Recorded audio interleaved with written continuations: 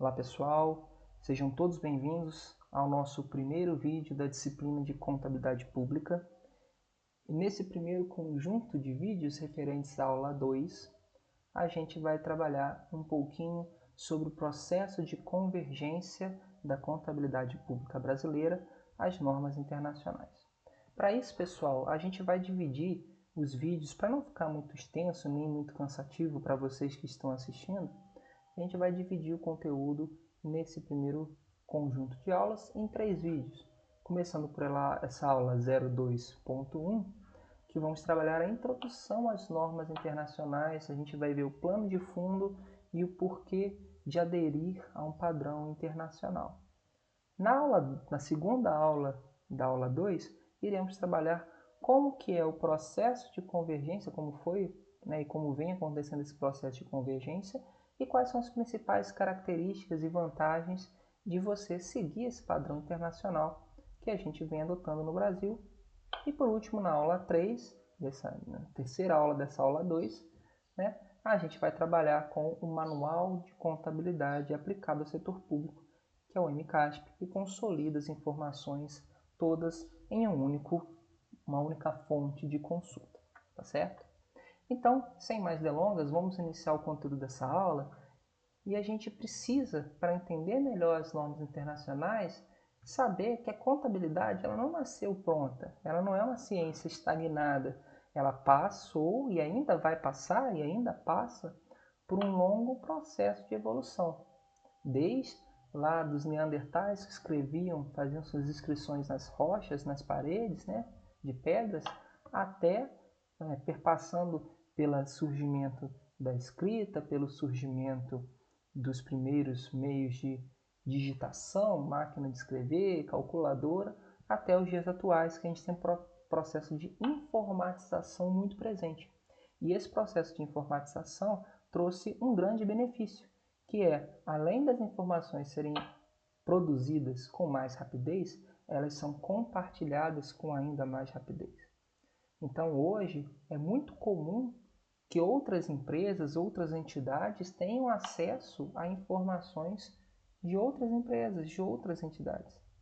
Então você tem uma troca de informações muito grande, certo?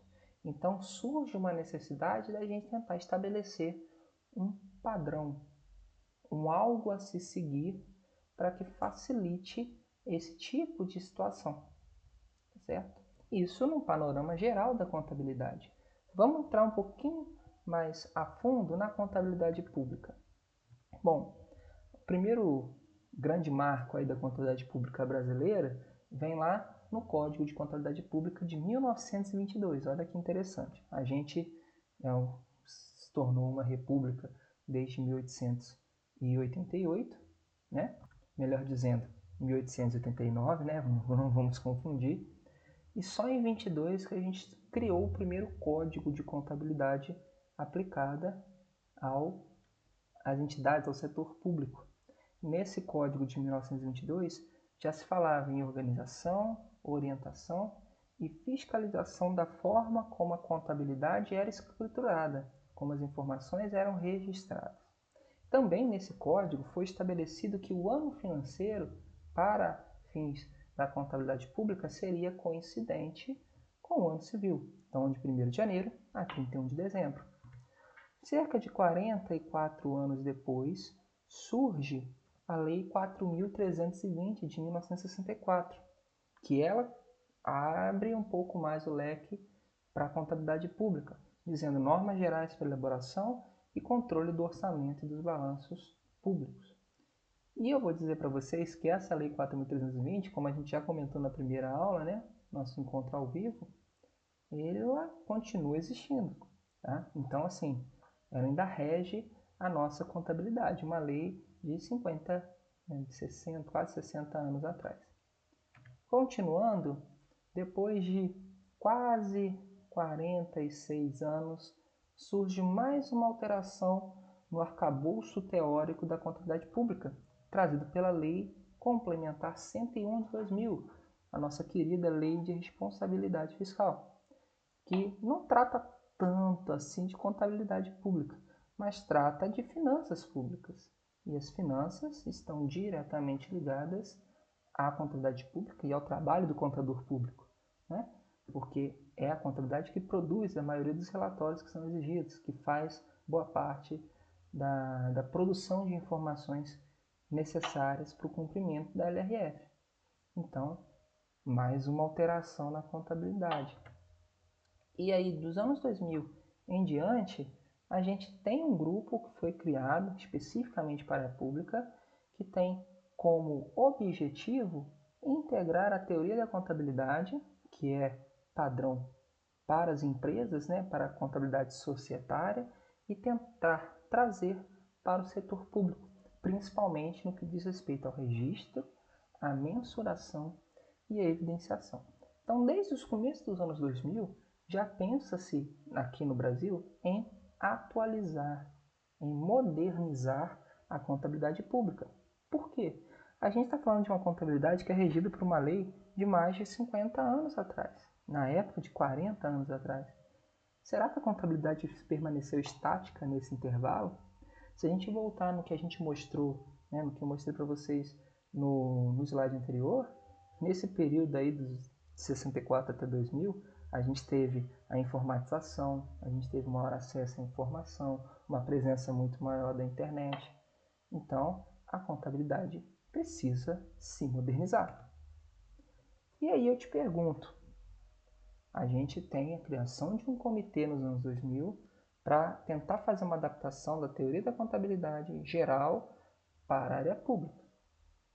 Mas por que eu vou criar um padrão próprio para me estruturar a minha contabilidade nacional se o mundo inteiro está convergindo para um padrão único, um padrão internacional? Será que faz sentido eu querer inventar a roda, começar do zero um próprio modelo de contabilidade, sendo que já existe uma discussão há muito mais tempo com órgãos competentes internacionais para tentar desenvolver um padrão ótimo? E é nesse ponto, no momento em que chega-se a essa discussão, é que as pessoas aqui responsáveis por esse processo de modernização da contabilidade param e pensam, gente, não vamos começar do zero, vamos aproveitar algo que já está sendo feito e que é bom. Então, vamos aderir às normas internacionais. Então, é a partir dessa instigação que vem a necessidade e o interesse da adesão às normas internacionais. Bom, de uma forma geral, tá? Isso aqui vale para a contabilidade pública, mas também aconteceu na contabilidade societária. Esses processos de internacionalização iniciaram com as contabilidades societárias, né?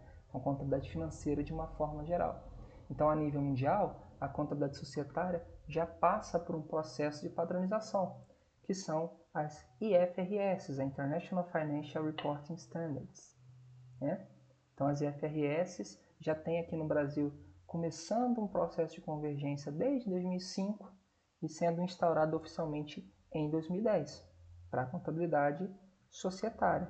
E para a contabilidade pública ou a nível governamental, a gente tem a criação do International Federation of Accountants, que é o IFAC, que vem tentando, brigando aí para conseguir uma padronização mundial das informações desde 77.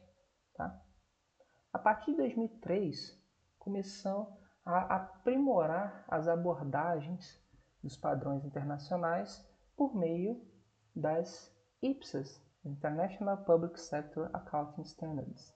Então, é a partir de 2003 que começam a ser publicadas as primeiras normas de contabilidade pública a nível internacional.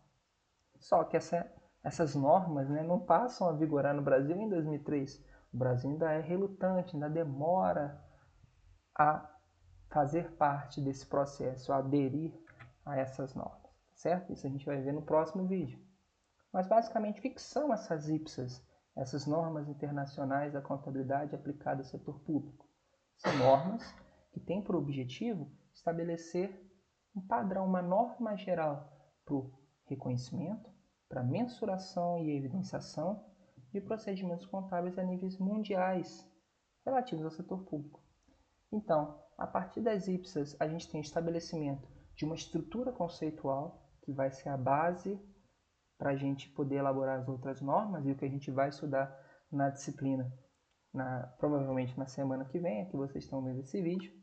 E além disso, as IPSAS são equivalentes ao que a gente tem na contabilidade societária aos CPCs, aos pronunciamentos dos CPCs, que são normas que vão dizer para a gente como reconhecer, mensurar e evidenciar cada um dos itens, das operações, dos fatos administrativos que ocorrem dentro de uma entidade do setor público. Então, a gente começa a ter um padrão a seguir no mundo inteiro. Tudo bem, pessoal? Então, essa foi uma breve introdução. Então, aí algumas das fontes que vocês podem procurar para você se inteirar mais no assunto. Não perca o próximo vídeo, onde a gente vai começar a trabalhar no quando que foi a convergência do Brasil às normas internacionais e o que ela trouxe de benefícios e características para as normas. Tudo bem? Então é isso, pessoal. Até o próximo vídeo.